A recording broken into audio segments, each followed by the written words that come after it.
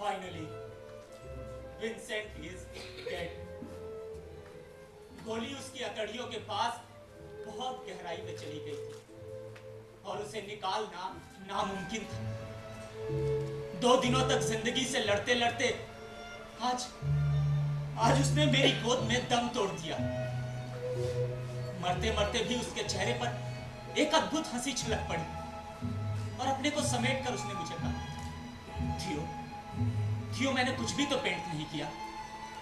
मुझे तो ये भी याद नहीं कि कभी मैंने कोई कैनवास पर ब्रश से एक लकीर भी खींची थी या नहीं। और अगर कभी ऐसा कुछ किया भी होगा तो वो मैं नहीं, कोई और था। अब इस खोखले जीवन को लेकर मैं क्या करूंगा?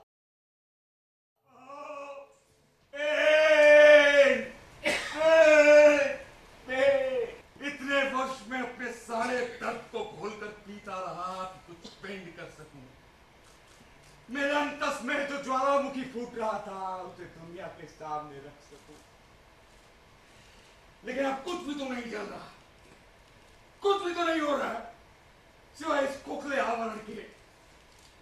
तो फिर क्यों मैं अपने आप को मरने के लिए वक्त के हाथों छोड़ देता? क्या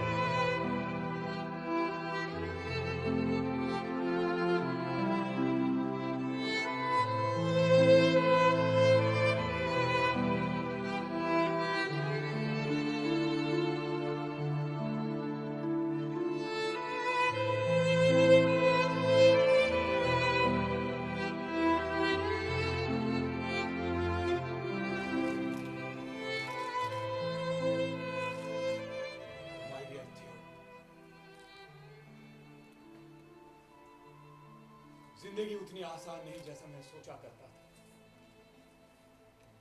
एक दर्द उठता है और बढ़ जाता है।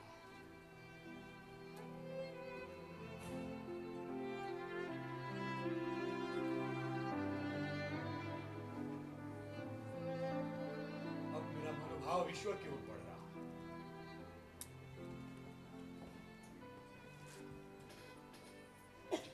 परिस्थितियों ने मुझे लंदन छोड़ने पर मजबूर कर दिया। 27 जुलाई 1868। माय डियर, मैंने तय किया है कि मैं एक धर्म प्रचारक बनूंगा। दक्षिण बेल्जियम के पास बोरिनेज के कोयले की खदान में मजदूरों के लिए काम करूंगा। जब मैं इंग्लैंड में था तब मैंने इस बारे में बेल्जियम की एक इवेंजलाइजेशन कमेटी से बात की थी और आज फिर उनसे बात की। बहुत मुश्किल से मुझे इस कोयले की खदान में एक अस्थायी नौकरी मिली। मुझे उन मजदूरों तक परमेश्वर का संदेश पहुंचाना है। बाइबल में लिखा है, अंधेरे में ही रोशनी पनपती है। और ये बात उन लोगों से ज्यादा और कौन महसूस कर सकता है जो कि खुद अंधेरे में ही जीते। तुम्हारा विंसेंट।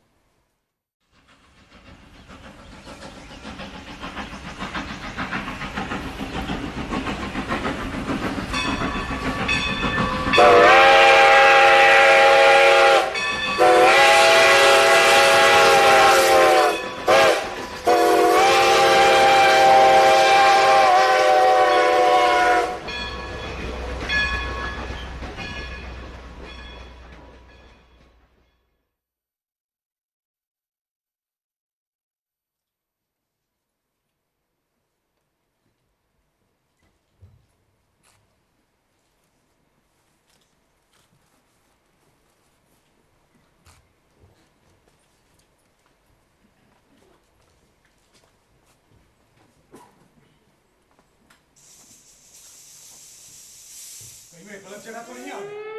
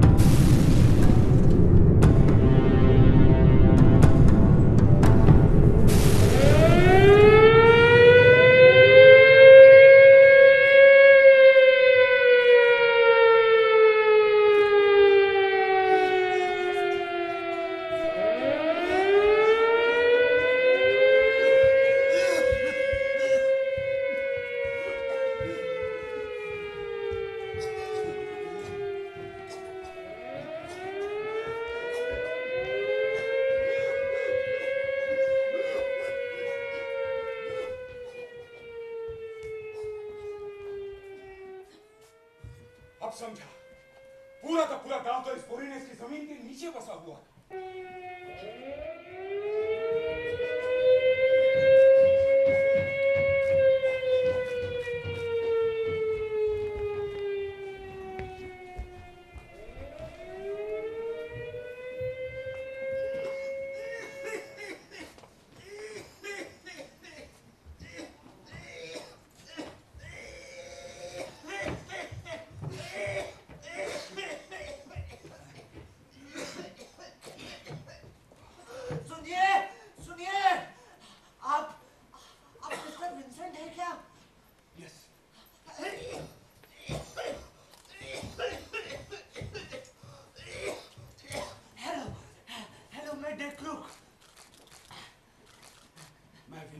Vincent van Gogh.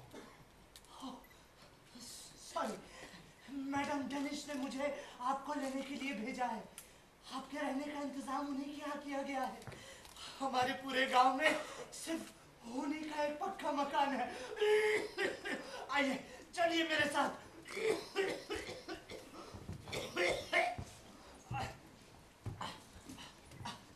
मसाला मुझे दीजिए, मुझे दीजिए मिस्टर।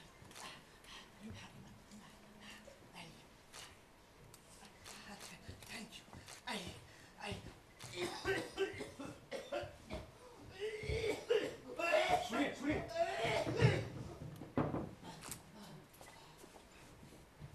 आप तब से खांस क्यों रहे? वही पुरानी बीमारी, फेफड़ों में दर्द। यहाँ के हालात ठीक नहीं है क्या? यहाँ हमारी जिंदगी जानवरों से भी बदतर है। सुबह 3 बजे से लेकर 4 बजे तक हमें जमीन के नीचे खदान में काम करना पड़ता है। नीचे 700 मीटर की गहराई में खूब अंधेरा होता है और जानलेवा गर्मी, कोयले का धुआं, धूल, मिट्टी, हवा में जहर। अरे हम तो ठीक से सांस तक नहीं ले पाते।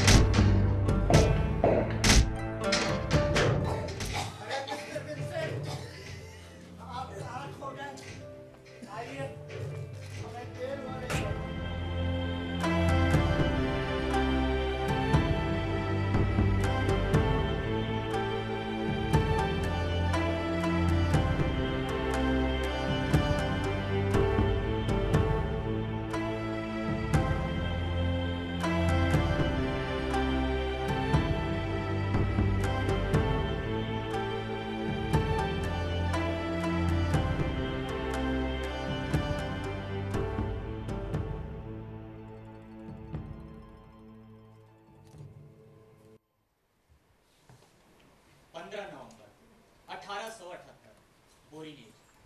माय डियर थियो, इस चिट्ठी के साथ एक छोटा सा स्केच भेज रहा हूँ। वैसे कोई खास स्केच तो नहीं है, फिर भी मेरे लिए काफी मायने रखता है। इस छोटी सी सराय के आसपास दोपहर में खदान के मजदूर इकट्ठे होते हैं और अपने खाने पीने की चीजें खरीदते हैं, जैसे ब्रेड, बियर और दूसरी रोजमर्रा की चीजें। ये लोग बहुत ही काले हैं और छोटे कद के। इनकी छोटी छोटी झोपड़ियां सड़क के दोनों तरफ दूर तक फैली हुई दिखाई देती हैं। इनके लिए रोशनी का कोई वजूद ही नहीं है सिवाय इतवार की, और इतवार की शाम को मैं इन्हें सराय के सामने इकट्ठा कर परमेश्वर का संदेश सुनाता।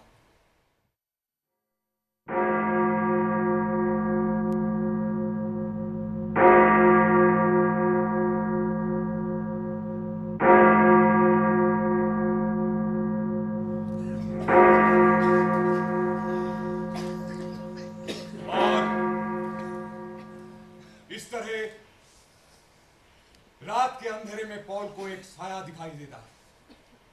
उन्हें लगता है कि मैसिडोनिया का एक आदमी उनके सामने खड़ा है और गुजारिश करता है, हे प्रभु हमारी रक्षा करो, हमारी मदद करो, मैसिडोनिया आओ और हम पर दया करो, अपना आशीष दो। दोस्तों हम सभी मजदूर उन मैसिडोनिया के लोगों की तरह दुख और दर्द सहते सहते हमारी आंखों के नीचे काली रेखाएं खींच गई। लेकिन यह भी ईश्वर की सुंदरता का एक दूसरा रूप है, क्योंकि हमारी आत्मा निष्पाप है और इस आत्मा को खुराक चाहिए परमेश्वर की वाणी की। दोस्तों हमें प्रभु के बताए हुए सतमार्ग में चलना चाहिए और जब अंतिम दिन आएगा हमें शांति से स्वर्ग की प्राप्ति होगी। आमीन। आमीन। मिस्टर विंसेंट, आपने जो कहा वो 16 आने सच है। शांति के लिए हमें ईश्वर की वाणी की जरूरत तो है, पर उससे पहले हमारी भूख मिटनी चाहिए, हमें खाना चाहिए। बिल्कुल ठीक कहा। खुदा से पहले हमारा पेट भरना चाहिए। हम लोग बेहद गरीब हैं, लाचार है। तो तुम ही बताओ विंसेंट, हम चैन से कैसे मर सकते हैं? ठंड गिरने वाली है, पूरे गांव पर बर्फ की चादर छा जाएगी। बाहर कैसे निकले, कैसे अपने को गर्म रखें? और कंपनी वाले तो हम लोगों के लिए कुछ भी नहीं करते, ना कोई मदद, ना कोई हर्जाना। हम अपने बच्चे को क्या खिलाएं, कैसे उसे गर्म रखें? हमारे पास तो कपड़े की एक चिन्नी भर भी नहीं है।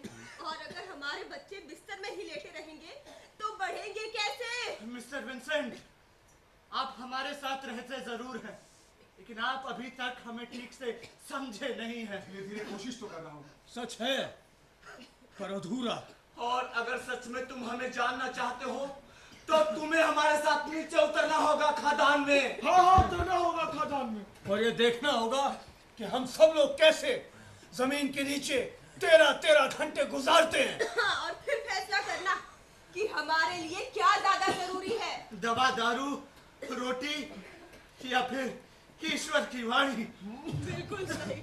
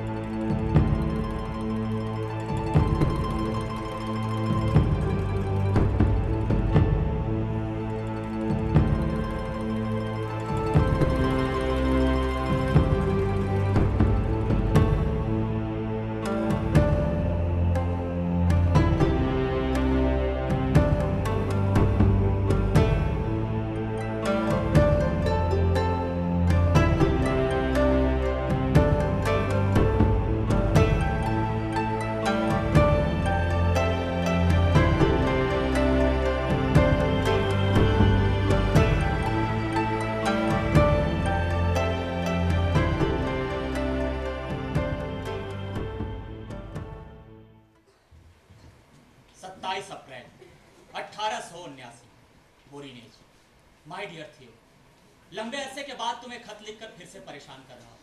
हाल ही में मैंने एक बहुत ही खतरनाक सफर तय किया है। मार्कस की कोयले की खदान के अंदर जमीन से 700 मीटर नीचे 6 घंटे गुजारे हैं। पूरे बोरीनेज में यह खदान बहुत ही बदनाम है। यहाँ अक्सर हादसे होते ही रहते हैं। लिफ्ट का नीचे गिर जाना, हवा में जहर फैल जाना, आग का फैलना, अचानक बाढ़ आ जाना। बहुत सारे लोग इन्हीं हादसों में मर चुके हैं। ये लोग बड़े सहमे सहमे से इन काली गुफाओं में काम करते हैं, अक्सर बीमार रहते हैं, हड़ियल होते जाते हैं और वक्त से पहले मर जाते हैं। खदान के चारों तरफ सिर्फ काला धुआं।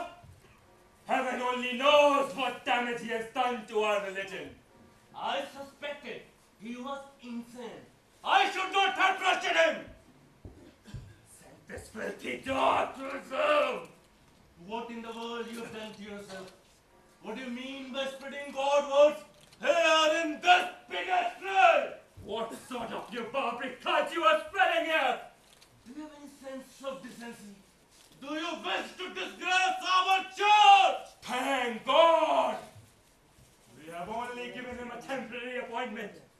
You may now consider that appointment cancelled!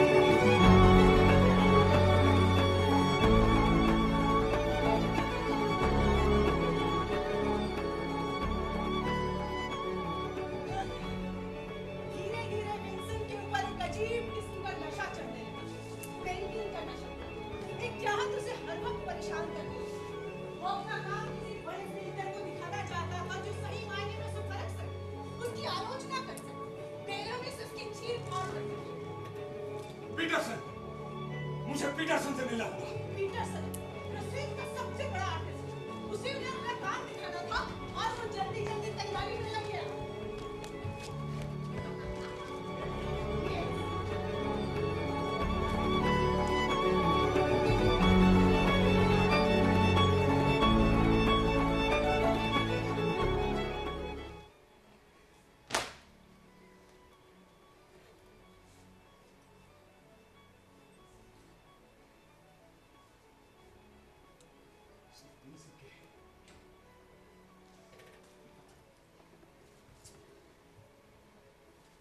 Brussels यहाँ से 80 किलोमीटर दूर है। इसे ट्रेन का एक तरफ का टिकट भी नहीं होगा।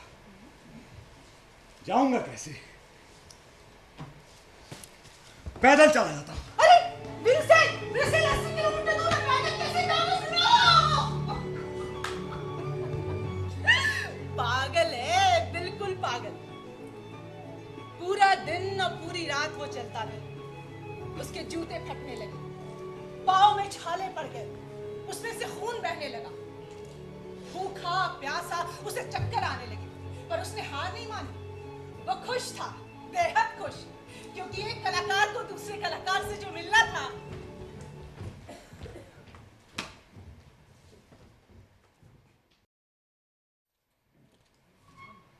माय फर्स्ट इंप्रेशन, ड्राइंग में पर्सपेक्टिव की कमी है। पर बाद में समझाऊंगा। अच्छा तुम मुझे बताओ कि तुम ड्राइंग कैसे बनाते हो? पेपर पर बॉक्स खींचते हो, नापने के लिए स्केल का इस्तेमाल करते हो? सर, क्या करते हो तुम? सर मुझे कुछ भी नहीं मालूम, जो देखता हूँ समझता हूँ, एज इट इज कागज पर उतार देता हूँ। गलत, गलत, बिल्कुल गलत। This is not the right way. एक अच्छा पेंटर बनने के लिए तुम्हें ये सारी तकनीक सीखनी पड़ेगी। Let me explain. मैं तुम्हें बताता हूँ कि इस औरत में क्या कमी है। सर। ध्यान से देखना।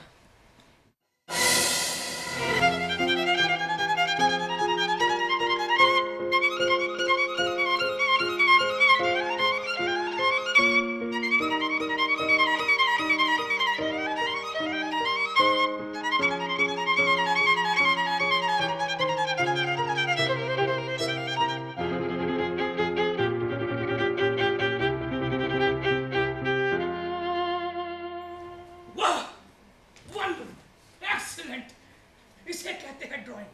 एकदम एक्यूरेट, एकदम प्रोपोर्शनेट। देखो, ध्यान से देखो। अरे वाह सर, ये तस्वीर तो अब बहुत अच्छी बन गई। बनेगी कैसे नहीं? लेकिन सर, ये कोई कोयला बीनने वाली औरत नहीं लग रही है। ओह, क्या लग रही है? ये देखिए, ये कोई खूबसूरत औरत की तस्वीर है। क्या बात कर रहे हो? ये देखिए।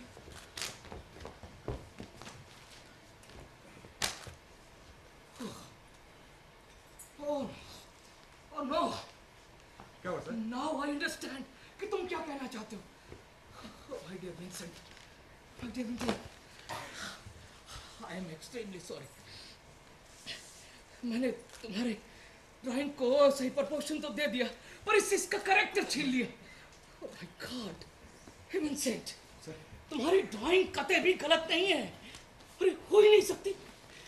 ये दिखने में भद्दी जरूर है, काली है, लेकिन इनमें जरूर कुछ है जिसे मेरी उंगलियां पकड़ नहीं पाई। विंसेंट, वो खास चीज क्या है विंसेंट? नहीं,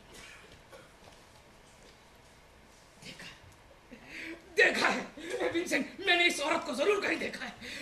कहाँ देखा है? याद आया, बॉडी लेस में उन कोल माइनस की औरतें, वही कोयले की खदान का कालापन। हाँ, वो खदान की महक, सब कुछ एक साथ।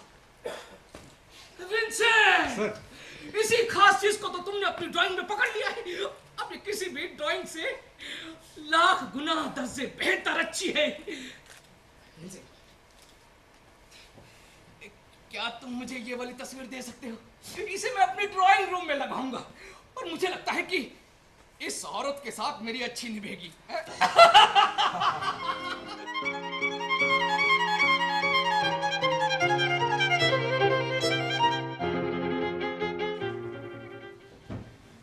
माय डियर विंसेंट, पेंटिंग के प्रति तुम्हारा रुझान देखकर मुझे अच्छा लगा।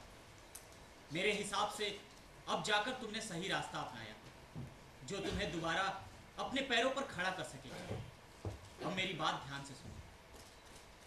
कंपनी ने मेरी तनख्वाह बढ़ा दी है, तो अगर तुम सचमुच अपने लिए कुछ करना चाहते हो तो मुझे जरूर बताना। मैं तुम्हारे साथ एक साझेदारी करना चाहता हूं। तुम मुझे अपना काम भेजना और बदले में हर महीने मैं तुम्हें 100 फ्रैंक भेजने को तैयार हूं। तो मेरे भाई, जहां मर्जी जाओ, जहां चाहो रहो, लंदन, पेरिस, ब्रसल, हेग, मैं तुम्हें हर महीने 100 फ्रैंक भेजता रहूंगा। विंसेंट, मुझे अभी तुमसे पूरी उम्मीद है। तुम्हारा भाई थियो। माय डियर थियो, इतने साल मैं यहां वहां खुद को ढूंढता रहा, पर वो मुझे अब आकर मिला। अब मैं एक आर्टिस्ट बनूंगा। शायद इसीलिए मैं और कामों में हाथ रहा, क्योंकि उन सभी के लिए मैं बना ही नहीं। मेरे भाई, अब मैं रुकने वाला नहीं। कैद खाने की सलाखें खुल गई और इसे तुमने खोल दिया। तुमने ओ थियो मेरे भाई।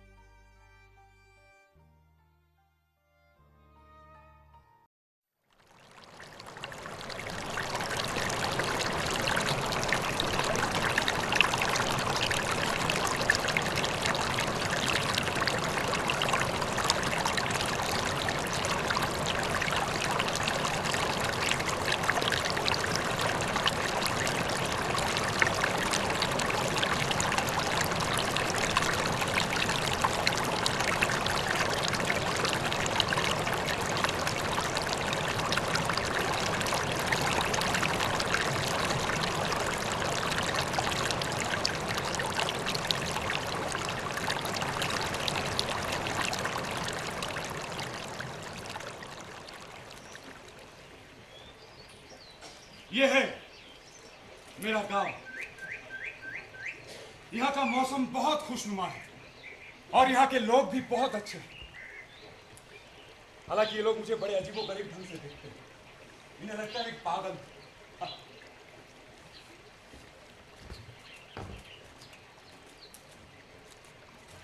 मैं यहाँ हर रोज आता हूँ और यहाँ के खेत खलिहानों की तस्वीरें बनाता हूँ।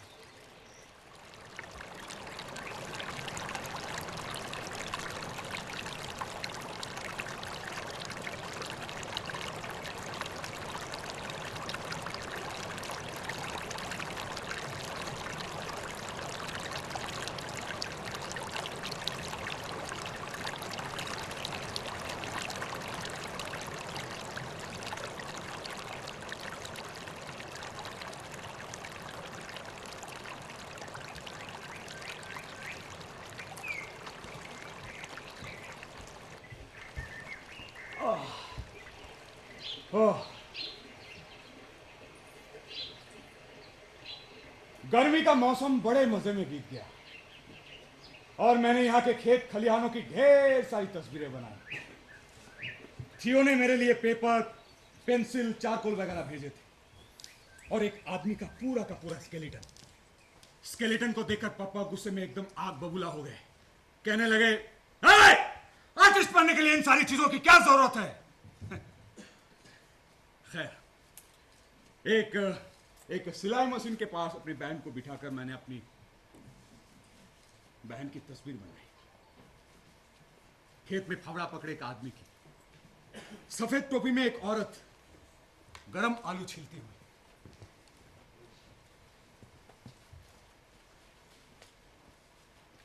अब मुझे बड़े ध्यान से यहाँ के लोगों के रहन सहन और यहाँ के खेत खलिहानों को देखना होगा।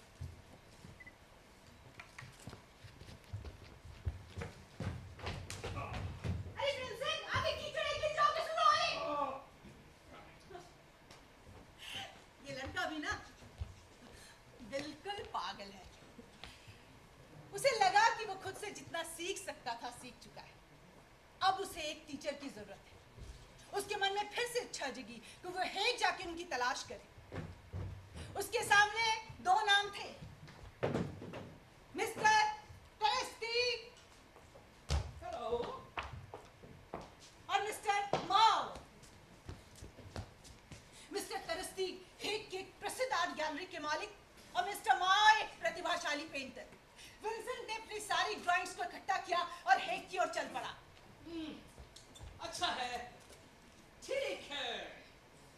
मुझे तुम्हारी लाइंस की बनावट पसंद आई और शेडिंग्स भी। बन जाओगे, एक ना एक दिन तो पेंटर बन ही जाओगे।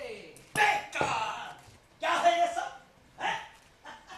किसी ग्रेट मास्टर्स को कॉपी करने से कोई पेंटर नहीं बन जाता। अपना बनाओ, अपना। तुम्हारे काम में सुधार तो आने लगा है, पर इस पे तुम्हारा स्ट्रगल छलकता है।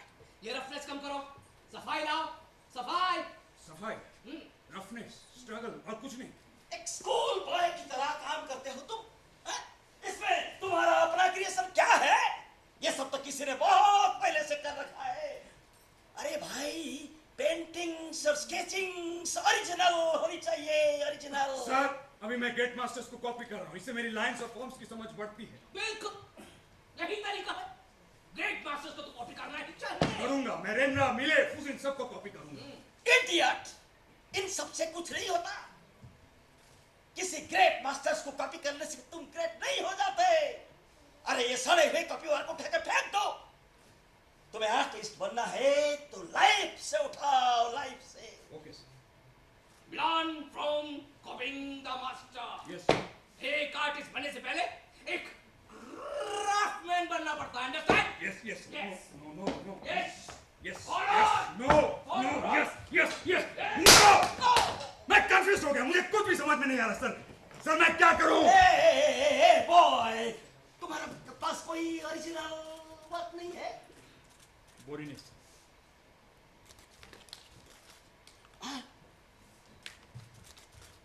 वाह, वंडरफुल। अरे तुम्हारे ये सड़े हुए कॉपीवर से ये तो बहुत अच्छा है। कम से कम ये उस जमीन के तो लगते हैं। देखो विंसेंट, तुम्हारी ड्राइंग्स भद्दे जरूर है, लेकिन है authentic. Just look at your drawings. तुम्हारी लाइंस के रिदम में एक फ्लो है। You are on the right track my boy.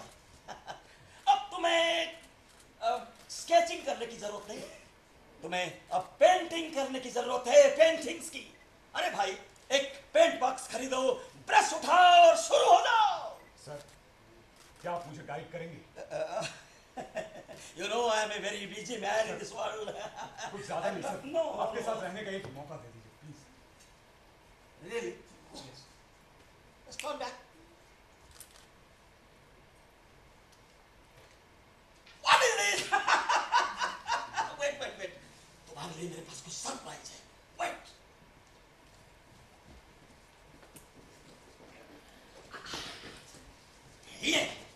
ये लो पेन बॉक्स, और ये मेरी तरफ से मेरा brush.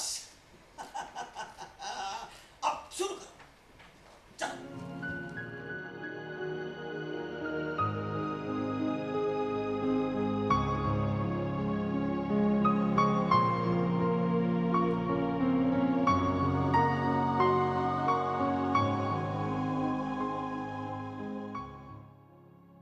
You must need a palette.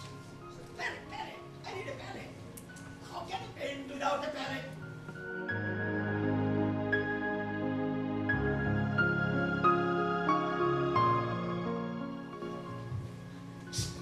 Ah, yes, that's it.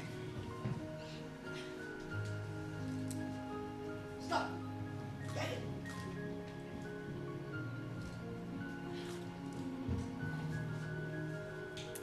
No, not like that. Like this. Yeah, that's it. Get it. I'll come tomorrow. मैं काला किसको दे दूंगा, okay?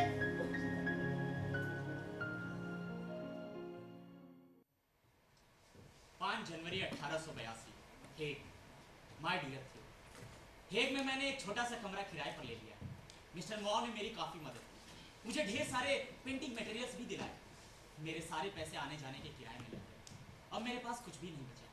दरअसल बात यह है कि मुझे एक मॉडल की सख्त ज़रूरत है, तो 100 फ्रैंक एक साथ भेजने में अगर कोई दिक्कत हो तो कुछ तो ज़रूर भेज देना, और जल्दी। जेब में सिर्फ एक पोस्टल स्टैम्प पड़ा था तो ये चिट्ठी भेज पा रहा था, वरना वो भी मुश्किल होता। तुम्हारा Vincent.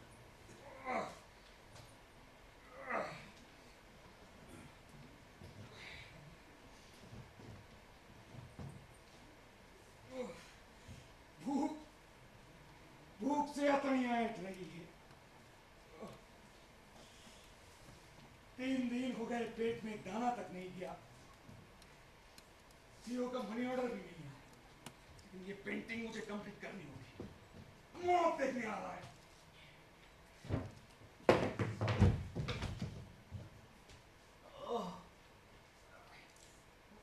I'm hungry for food, hungry for love, hungry for passion. I'm alone. Hey, Vincent, hey.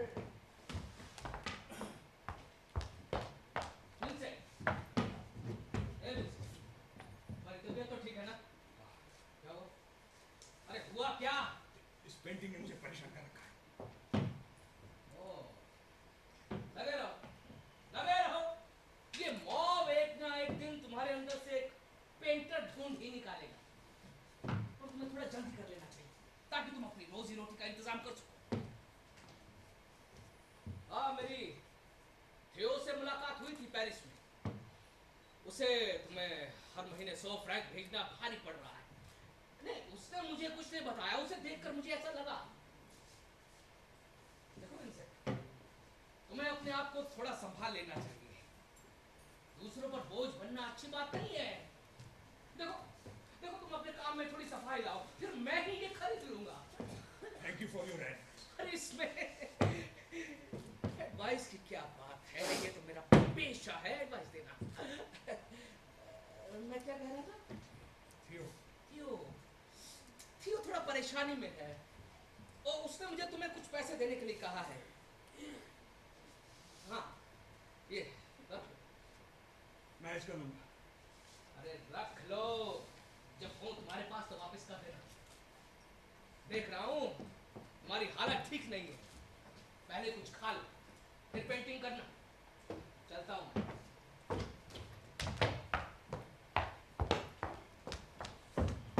हाँ, मेरा पैसा वापस करना मत भूलना। 25 फ्रैंक है।